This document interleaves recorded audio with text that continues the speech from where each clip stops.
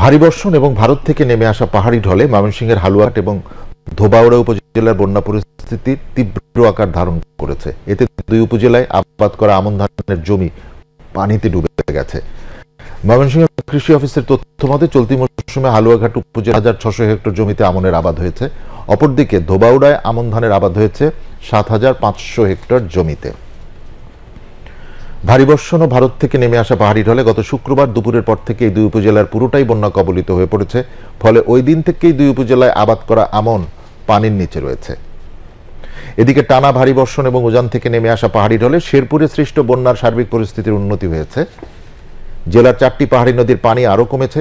এসব নদীর পানি এখন বিপদসীমার নিচ দিয়ে প্রবাহিত হচ্ছে। তবে পানি বৃদ্ধি পেয়েছে ব্রহ্মপুত্র, দাসুনী এবং মৃগী নদীতে। পানি বৃদ্ধি পেলেও এসব নদীর পানি বিপদসীমার অনেক নিচ দিয়ে প্রবাহিত হচ্ছে। বন্যার কারণে জেলার নালিতাবাড়ি, ঝিনাইগাতি এবং নকলায় এ পর্যন্ত মারা গেছে 9 জন।